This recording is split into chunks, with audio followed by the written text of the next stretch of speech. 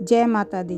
माता रानी आपके सभी कष्टों को समाप्त करे, आप सबकी झोली खुशियों से भरी रहे। मित्रों, नवरात्रि का महापर्व 9 देवी अर्थात 9 कन्याओं को समर्पित है।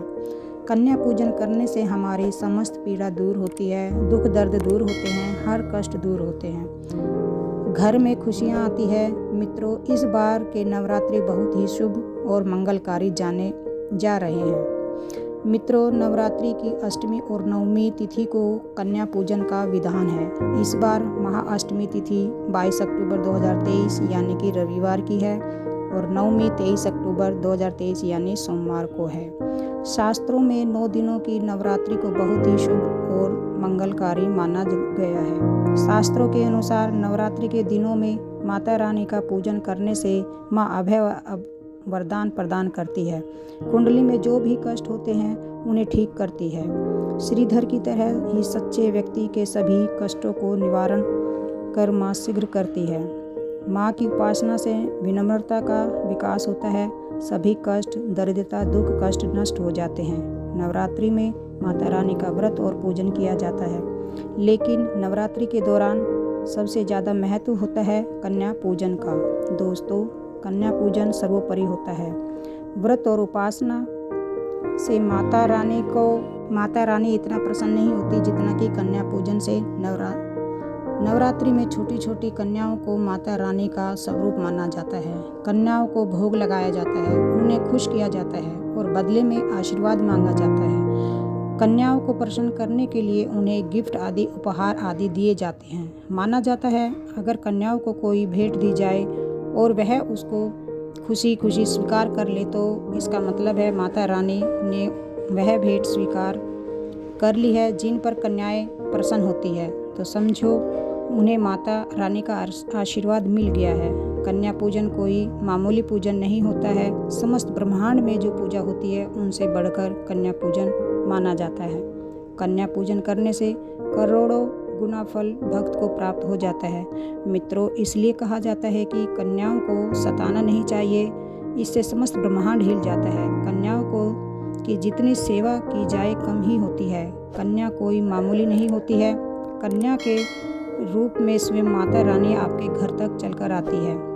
नवरात्रि में 2 से 10 साल तक की कन्याओं का पूजन करना चाहिए। अष्टमी और नवमी को कन्याओं के पैर धोकर भोजन करना, उपहार आदि देना श्रेष्ठ माना जाता है। इस दिन जितना हो सके कन्याओं को हाथ पकड़कर अपने घर तक लेकर आए, इससे वैष्णो माता प्रसन्न होती है।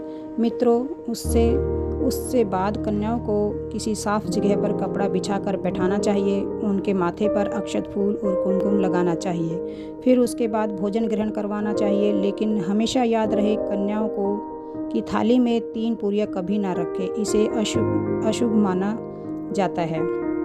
लेकिन 1 या 2 करके पूरी दे सकते हैं, इससे 3 संख्या बढ़ जाती है और दोष नहीं लगता। दोस्तों, कन्याओं को खाना खिलाने के बाद अंतिम में कन्याओं को लाल चुनरी जरूर उठानी चाहिए और भोजन में खीर, पूरी, हलवा, चना तथा चने या आलू की सब्जी भी खिलाई जा सकती है। माता रानी का प्रिय भोजन खीर, हलवा, पूरी और चने ही है। लेकिन भूल से भी लहसुन और प्याज का इस्तेमाल कभी ना करें, अन्यथा अनर्थ हो जाएगा। कई लोग कन्याओं को कुरकुरे, चिप्स आदि का पैकेट दे देते हैं, जो कि घोर अनर्थ माना जाता है, क्योंकि इसमें लहसुन प्याज का इस्तेमाल होता है, जिसके कारण आपका व्रत खंडित हो सकता है। माँ दुर्गा क्रोधित हो सकती है। जहाँ आपने 9 दिन तक लहसुन प्याज का परहेज किया, लेकिन आपकी एक गलती पूरे व्रत को खंडित कर सकती है। इतना भी नादान नहीं बनना चाहिए कि माता रानी रुष्ट हो जाए और कन्याओं को अशुद्ध होना पड़े। कन्याओं को डब्बा बंद कोई भी ऐसी चीज़ ना खिलाए जिसमें लहसुन प्याज होता है। ऐसा आप कभी मत करना। दोस्तों, कई लोग कन्या पूजन में खाना घर पर नहीं बनाते और मार्केट से रेडीमेड लाकर ही खिलाते हैं, जो कि शुभ नहीं माना जाता। मित्रों, ऐसा खाना वो लोग खिलाते हैं जिनके घर में कोई बीमार है या दुर्घटना आदि हो गई है या कोई मुसीबत है, तब वह ऐसा करते हैं। लेकिन अगर आप स्वस्थ हैं, आपको कोई पीड़ा नहीं है, तो ऐसा भूल कर भी नहीं करना चाहिए। माता रानी आपके हाथों से बना हुआ खाना खाना चाहती है, आपका प्यार चाहती है। फिर चाहे आप घर में एक ही पूरी क्यों ना बनाए माता रानी के लिए आप स्वयं ही अपने हाथों से माता रानी को भोजन खिलाएं। माता रानी को घर का बना हुआ शुद्ध भोजन ही अति प्रिय है। खासकर नवरात्रों में के दिनों में घर में पक्का खाना अवश्य बनाना चाहिए। माता रानी बहुत प्रसन्न होती है। घर का बना हुआ पक्का खाना ही कन्याओं को खिलाना चाहिए। हमेशा याद रखें, कन्याओं को प्लास्टिक से बनी प्लेट में खाना नहीं खिलाना चाहिए। ऐसे बर्तन हमेशा पूजा पाठ के लिए शुभ नहीं होते हैं। कन्याओं को हमेशा स्टील के बर्तन या पत्तों से बने बर्तनों में भोजन कराना चाहिए। बहुत ही शुभ माना गया है। अगर पेड़ के पत्ते में भोजन कराते हैं तो माता खुश होती है और आपको अपना आशीर्वाद भी दे देती है।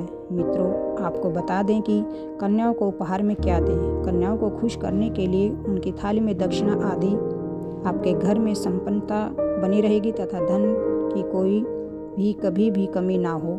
कन्या जब आपके घर से खुशी खुशी धन लेकर जाती है तो वह भी आपको खुशी खुशी